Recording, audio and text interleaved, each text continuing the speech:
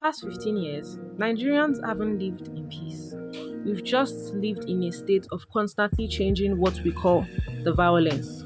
We don't solve crises in this country, we just rebrand them. Think about it. When the suicide bombings of Boko Haram in the northeast started fading from the front pages, we simply shifted our daily anxieties. We adjusted to news of armed herders burning down farming villages in the Middle Belt. Once that became part of our normal background noise, the headlines moved south. Suddenly, we were dealing with the faceless chaos of the unknown gunmen. And today, the terminology is evolving yet again. The latest threats are moving in like a pincer movement, hitting regions that always thought their geography kept them safe. Welcome back to Fedola TV. If you are new here, we focus on deep structural analysis of the realities shaping our world. If you value essays that look past the headlines and challenge the status quo, consider subscribing and turning on notifications. Now, let's look at the anatomy of these contradictions. Up in the far northwest, the current threat has a new name, Lakurawa. They slipped across our porous borders from the Sahel into Sokoto and Kebbi, and they arrived with a calculated political strategy. They presented themselves as a disciplined alternative force, saviors who would protect villagers from local bandits. But the savior illusion never lasts. Within months, the tactical reality emerged. Heavy illegal religious taxes, physical assault, and the brazen kidnapping of state officials. Meanwhile, thousands of kilometers away in the southwest, a different illusion evaporated. On May 15, on the edges of Ogbomosho, heavily armed bandits dressed in military camouflage shattered the morning peace. They didn't just target one school, they coordinated a raid across 3 separate institutions, marching 39 children and 7 teachers straight into the old Oyo National Park. The strategy was designed to traumatize. 2 days later, a viral video hit our phones. Michael Oyedokun, a 57-year-old mathematics teacher and father of 2, bound, forced to speak, and brutally executed on camera. Days later, another clip circulated, the husband of an abducted school principal, collapsing to his knees in tears, begging officials for his wife's life. When you step back and look at this timeline, a disturbing pattern emerges. The actors change, the regions shift, the flags come in different colors, but the operational blueprint is exactly the same. This isn't a chaotic series of random, unrelated state failures. It's an architecture. It's becoming obvious that these terror groups aren't just ideological zealots operating in a vacuum. They are highly functional instruments used to engineer social, economic, and political outcomes. To understand how this insecurity is weaponized, we have to look at what these groups claim they want versus what they actually do.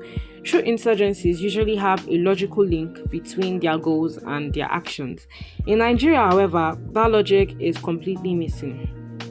Take Boko Haram and ISWAP. They claim their goal is to wipe out Western influence and build a pure Islamic state. Yet, if you look at their victims over the last 15 years, they are primarily the everyday working class Muslim population of the Northeast. They bomb local markets, they execute local traders, they destroy rural infrastructure. Look at the aggressive herder factions. The narrative is pastoral preservation, protecting grazing routes. Yet, their actual execution involves systematic military-grade displacement of entire farming villages, followed by the permanent illegal occupation of said lands. You don't preserve cattle routes by clearing out entire demographics. The contradiction deepens in the southeast. The unknown gunmen operate under the banner of regional liberation, yet their main method of enforcing themselves is giving crippling sit-at-home orders. They are systematically paralyzing the local economy of the very people they claim to be liberating, while still assassinating local leaders and burning public property. And finally, Lakurawa. They entered the northwest claiming to defend the community. Within weeks, they turned into an extractive corporate mafia, demanding tribute and holding local officials hostage for ransom. The conclusion here is inescapable. The ideology is just the marketing. The actual operation is a highly lucrative business, and this extraction isn't just financial, it is deeply political. In forensic analysis, timing is everything. If you overlay the timeline of major security crises against our political calendar, the connection is precise. Violence predictably spikes right before major elections. Insecurity functions as a potent tool for regional gerrymandering. By manufacturing active warfare in specific zones, millions of citizens are forced into IDP camps. And when an entire local population is displaced, voter turnout in opposition strongholds drops to a near zero. The electoral map is artificially engineered before a single ballot is even cast. Furthermore, these crises serve as masterclass diversions. Historically, whenever highly unpopular economic reforms are implemented, like removing subsidies, currency devaluations, or massive spikes in food inflation, the media is suddenly flooded with an urgent security crisis. Public anger is instantly redirected. A shift from economic accountability to basic physical survival. If we look closer at the recent Ogbomosho incident, the institutional response exposes this exact loop. Following the national outrage over the executed math teacher, a highly powered federal delegation, including the Chief of Staff, the National Security Advisor, and the Minister of Defense, flashed across our screens, visiting the community. This was followed by the immediate, highly publicized approval of 10,000 forest guards for Oyo State. This is the management of misery in real time. The state routinely allows known security gaps in our national parks to remain completely unpoliced until a spectacular tragedy occurs. Then, the crisis is weaponized to justify sudden emergency deployments, massive new recruitment budgets, and political optics. Meanwhile, the root institutional failure remains completely untouched. The most insidious part of this weaponization is how it breeds systemic tribalism. By framing every act of terror along rigid ethnic or religious lines, examples North versus South, Christian versus Muslim, or farmer versus herder, the political class ensures that the populace remains horizontally divided. When a tragedy occurs, the public immediately retreats into ethnic blame games on digital platforms. Because citizens are locked in a perpetual lateral civil war of words, they are structurally incapable of forming a unified front. They can't even look upwards at the individuals who actually hold the institutional strings. Tribalism is the smokescreen that keeps the machine invisible. The standard narrative that state actors push is that they lack capacity. The idea that the Nigerian state is simply too weak or underfunded to deal with these actors. But an empirical audit of state behavior reveals three massive plot holes with that particular claim. The first plot hole is that of selective capabilities paradox. The capability of the Nigerian state is not absent, it is selectively applied. When peaceful citizens organize civil dissent, like the End Bad Governance protest, the state demonstrates immense focus. It coordinates with financial institutions to freeze the bank accounts of donors, relies on state-directed surveillance to identify key organizers, and logistically secures tight urban centers within days. Yet we are asked to believe that columns of bandits, consisting of dozens of men riding loud convoys of motorcycles, can navigate open terrain, spend hours conducting mass abduction of hundreds of school children, and trek back into forests without being detected by military satellites. The capacity exists. The choices of where and against whom to deploy that capacity are what vary. The second plot hole lies in the institutional justice framework. Under various state-sponsored amnesty initiatives, thousands of captured or surrendered terrorists have been processed through specialized rehabilitation camps. They are provided with medical care, counseling, skill training, and financial stipends upon their reintegration into society.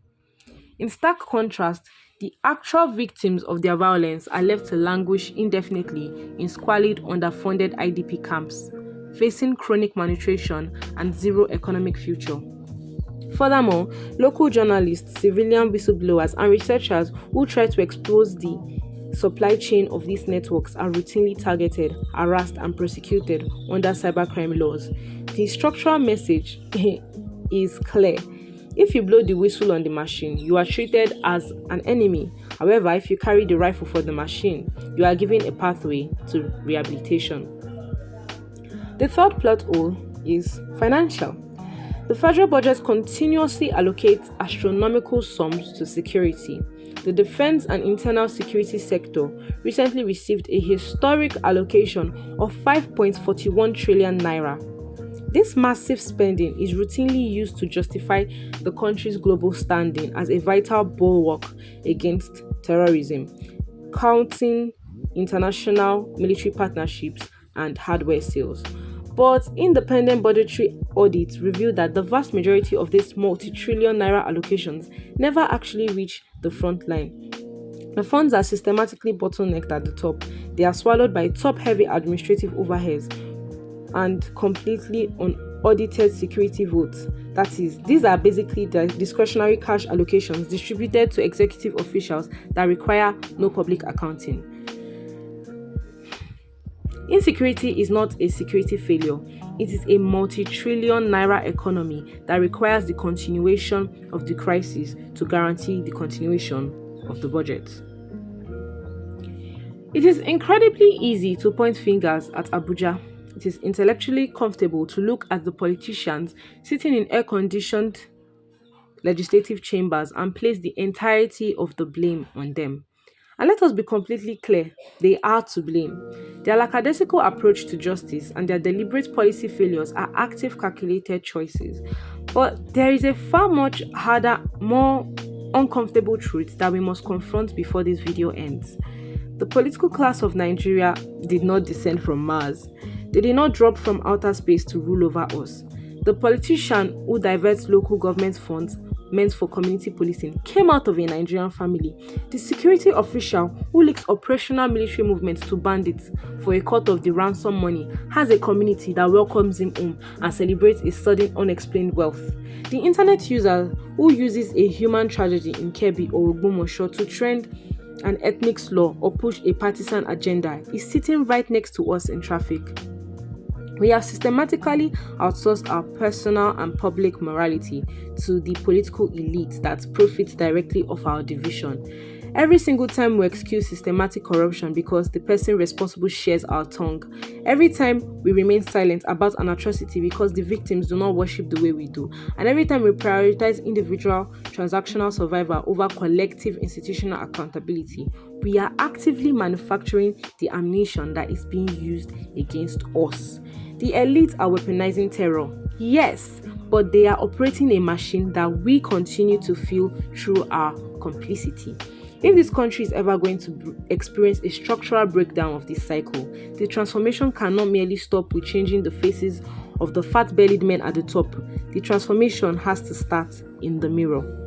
Because until we realize that an unaccountable culture produces an unaccountable government, we will continue to be the passive consumers of our own managed misery. Thank you for watching this through to the end. It isn't an easy conversation to have, but it is a necessary one. If this analysis gave you something to think about, please consider subscribing to the channel and sharing the video. The best way we counter this management of misery is by refusing to look away, and your engagement helps ensure these stories get told. Leave your thoughts in the comment section. Let's talk. I'll see you in the next video. Bye.